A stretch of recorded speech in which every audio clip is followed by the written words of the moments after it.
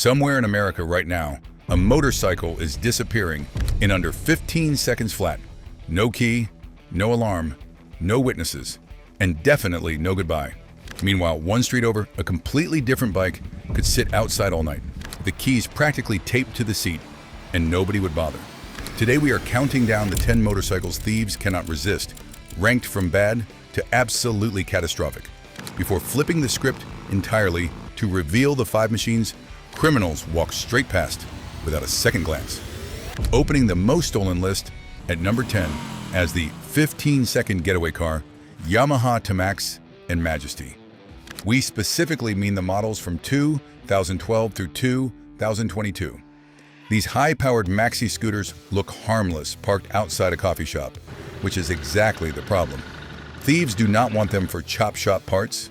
They want them running today because a maxi scooter is the getaway vehicle of choice for phone snatching and bag-grabbing crimes across global megacities. While Yamaha pulled this premium maxi scooter from the US showroom market back in 2016, European and UK theft registries still flag it as a massive target. The T-Max popularized the maxi scooter category itself.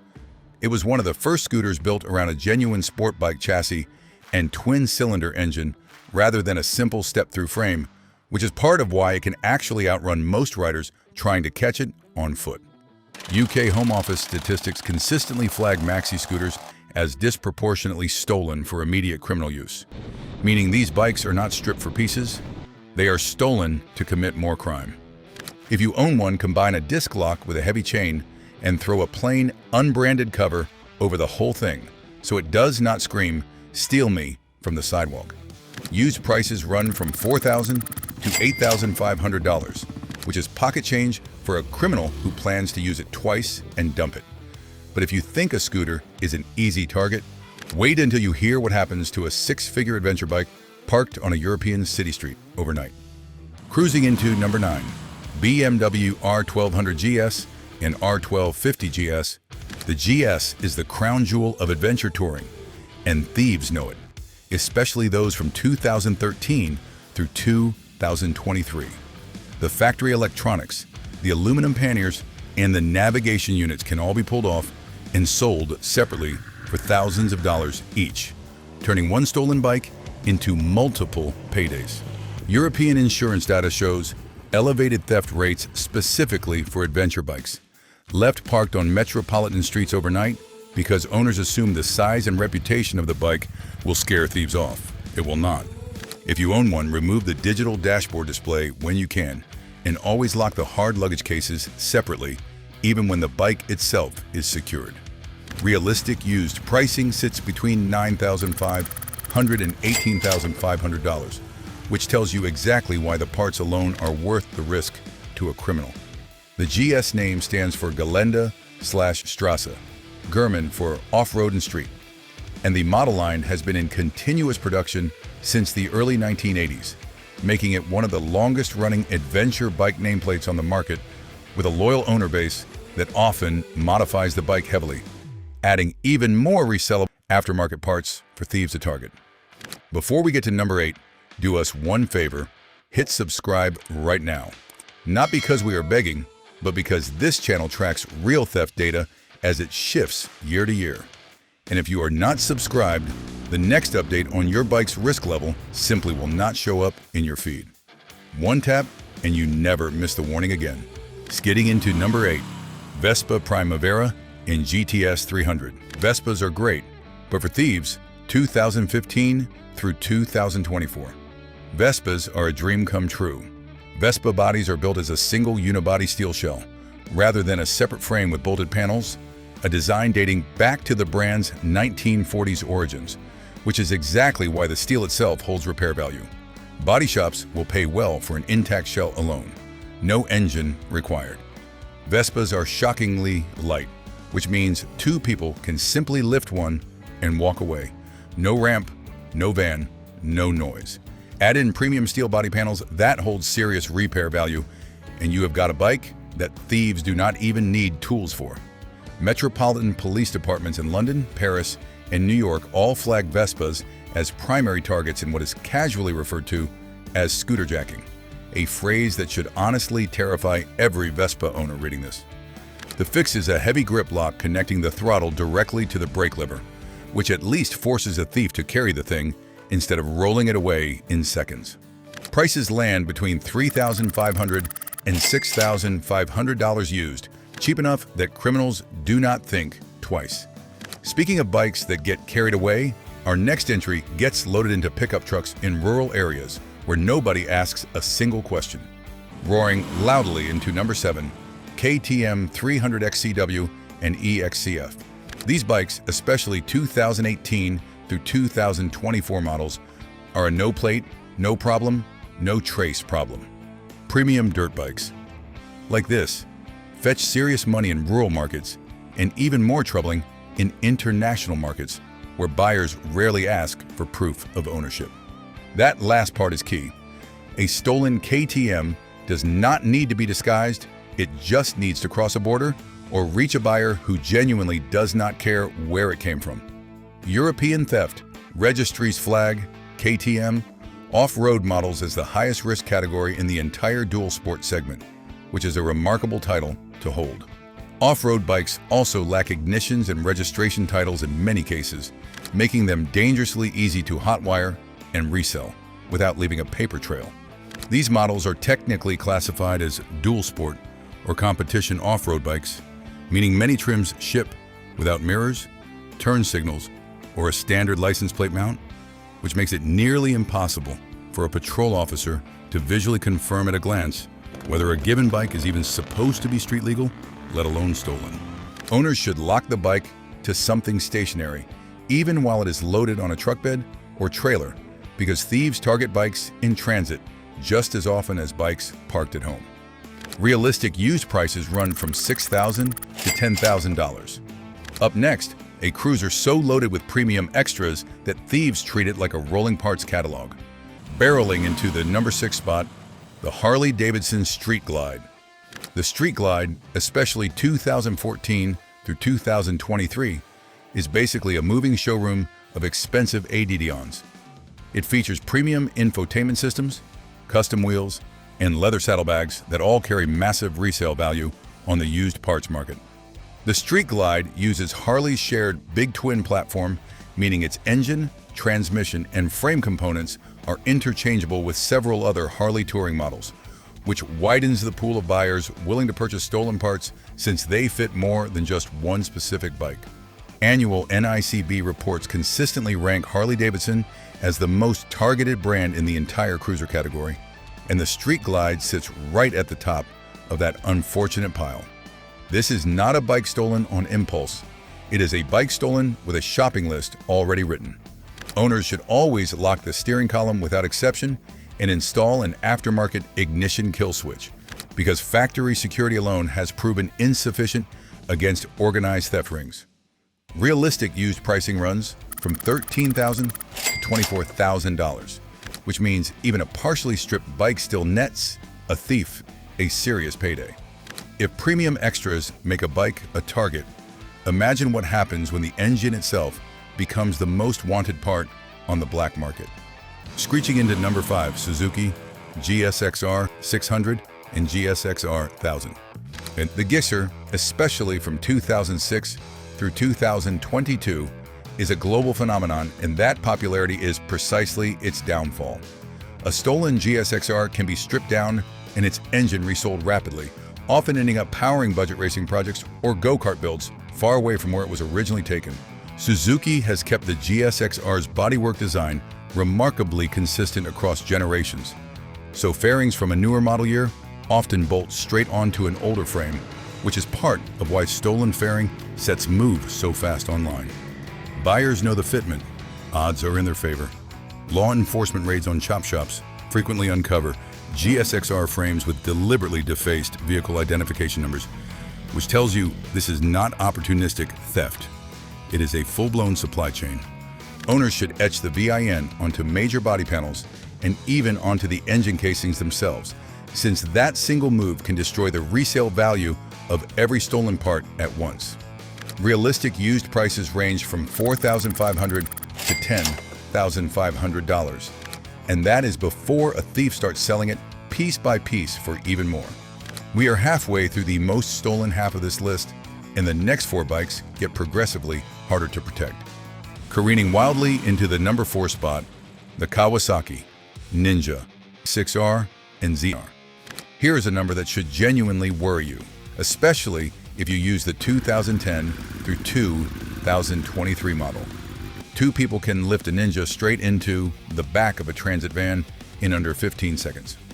No ramp needed, no tools required, just brute strength and a target that weighs almost nothing compared to a cruiser or a touring bike.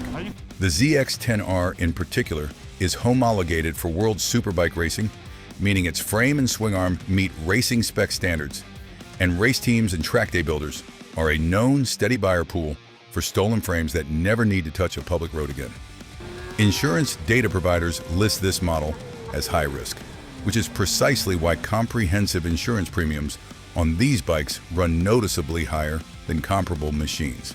Owners should park behind a car whenever possible to physically block quick access. And a specialized anti-angle grinder D-lock is worth every penny, since standard locks get cut through in seconds. Realistic used prices sit between $5,500 and $12,000. And if you thought lightweight bikes were the whole story, wait until you see how fast identical parts move once 2 rival brands both flood the market. Dropping hard into number 3, Yamaha YZF-R6 and YZF-R1. Yamaha ranks 2nd overall in total annual motorcycle thefts across North America and Europe. And the reason is depressingly simple. Parts are highly interchangeable across multiple model years. If you're using the roughly 2006 through 2022 models, you should be worried. Why? A chop shop can strip an R6 or R1 and sell the components almost immediately online, with buyers barely questioning where the parts came from because they fit so many different years and trims. Yamaha discontinued the street-legal R6 in favor of a track-only version, which has actually driven up demand and resale value for existing street-legal R6 frames and parts, since supply is now permanently capped. Owners should use a high-quality front brake, lever lock every single time, even for a 5-minute stop, and never park in unlit public areas, since visibility alone deters a huge percentage of opportunistic theft. Realistic used prices land between $6,000 and $13,500, which is a lot of incentive sitting on 2 wheels.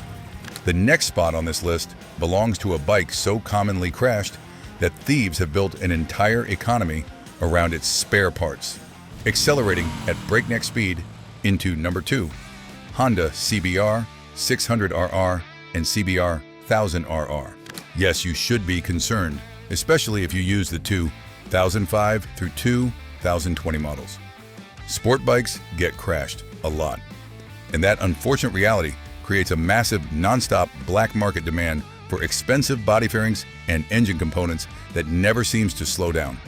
Honda's CBR line was one of the first sport bikes to popularize the ram air intake system for forced engine cooling, a design so widely copied across the industry that CBR intake and airbox components remain compatible with several aftermarket universal kits, giving stolen parts an even bigger resale market beyond just other CBRs.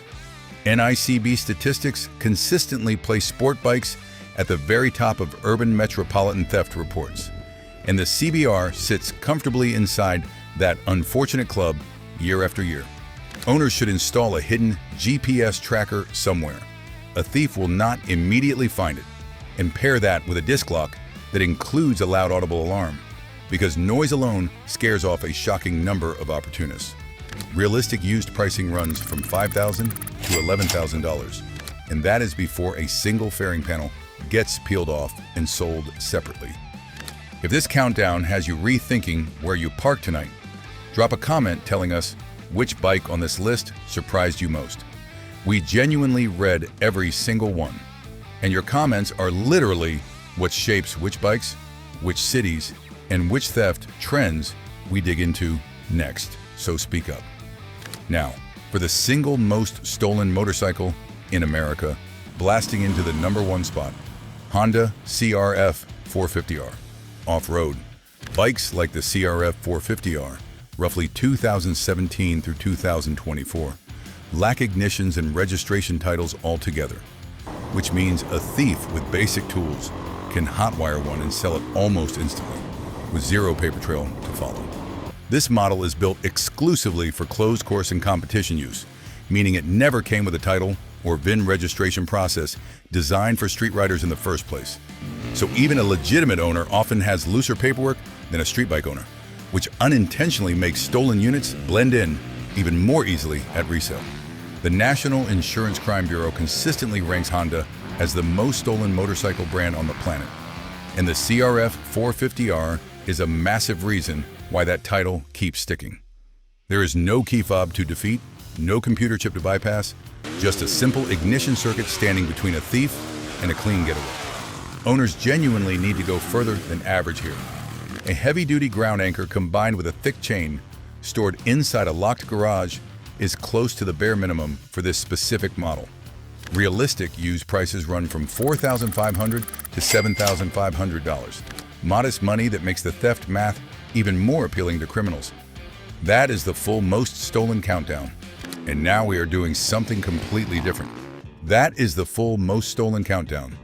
But knowing which bikes get taken is only half the story. Up next are the 3 places your stolen bike is probably headed right now, and why one of them means it's already too late by the time you notice it's gone. Coasting into a quick pause. Where do these bikes go? And how does time protect you? Before we flip to the untouchable side of this list, it is worth pausing on something most riders never think about, where a stolen bike actually ends up once it disappears from your driveway. Recovery data from insurance and law enforcement sources paints a pretty grim picture. A large share of stolen motorcycles are never recovered intact. Instead, they are broken down within days, sometimes hours, and funneled through 3 main channels. The first is the export pipeline, where bikes with easily defeated or non-existent titling requirements get loaded into shipping containers and sold overseas, often to markets where a clean paper trail simply is not expected. The second is the domestic chop shop, where frames, engines, and body panels get separated and sold individually online, frequently to unsuspecting buyers who genuinely believe they are getting a great deal on a salvage part. The third, and arguably the sneakiest, is the title washing scheme, where a stolen bike gets paired with the paperwork from a totaled or salvaged bike of the same model, effectively laundering its identity before it is resold as a legitimate used vehicle. This is exactly why VIN etching and hidden tracking devices matter so much. They do not just help police locate a stolen bike, they actively disrupt all 3 of these resale channels at once, which is a bigger deterrent than most owners realize. Now, speaking about time, there is also a pattern to when these thefts happen, and it lines up almost perfectly with rider habits. Warmer months see a significant spike in motorcycle theft, simply because more bikes are out of storage and parked in public for longer stretches of the day. Overnight hours, particularly the window between midnight and 4 in the morning, account for a disproportionate share of thefts since fewer witnesses are around and residential streets go quiet. Weekends near paydays also see elevated activity, which lines up with organized theft rings, timing their operations around when resale buyers have cash ready to move. None of this means you should panic every time you park during a warm Saturday night, but it does mean your security habits should not relax just because it is a nice night for a quick errand. Thieves are watching the same calendar you are. They are just using it for the opposite reason. But timing and destination only explain half of why some riders get hit and others never do. There's a third factor that has nothing to do with the bike itself and everything to do with where you happen to park it. Idling on your zip code is a risk factor. Location plays a bigger role in all of this than most riders want to admit. Dense urban centers with heavy foot traffic and limited off-street parking consistently report the highest volume of motorcycle theft, largely because bikes are left curbside for hours at a time with no garage, no camera, and no witness who actually cares. Suburban and rural areas see fewer total thefts, but the ones that do happen tend to be more targeted, often involving trailers backing straight up to a bike parked in a driveway overnight. Border-adjacent regions carry their own unique risk profile too, since export pipelines for off-road and dirt bikes rely heavily on short, fast transport routes out of the country. None of this means a rural rider gets to skip locking up. It just means the threat looks different depending on your zip code, and your security setup should reflect that instead of copying whatever a downtown apartment dweller is doing. One more number worth understanding before we flip the list: recovery rate. Insurers and law enforcement both track not just how often a model is stolen, but how often it is ever seen again. Bikes with hidden GPS units, etched VINs, and registered tracking services get recovered at meaningfully higher rates than bikes without them. And recovered bikes almost always mean a smaller payout headache for the owner, since insurers treat a returned vehicle very differently than a total loss claim. This is the quiet reason so many of the what owners should do tips. Throughout this list, keep repeating the same handful of tools. It is not because we ran out of ideas, it is because the data keeps pointing at the same short list of things that actually work. Every bike we just covered gets stolen because it is either light, popular, valuable in parts, or missing basic security. So what happens when a motorcycle has none of those weaknesses? Turns out, thieves simply skip it entirely. Up next are the 5 bikes criminals will not touch, counting down from number 5. Opening the untouchable list. At number 5, Harley-Davidson Sportster 883, especially the 2004 through 2022 models. Harley built an almost unbelievable number of these before ending production at the close of 2022. And that massive, now-closed production run has completely flooded the market. When replacement parts and engines are this common, their street value collapses towards zero, and a thief simply cannot make meaningful money parting one out. Insurance crime indexes show the 883 carries a negligible theft footprint compared to flashier cruiser counterparts, like the Street Glide we covered earlier, proof that popularity can actually work in an owner's favor.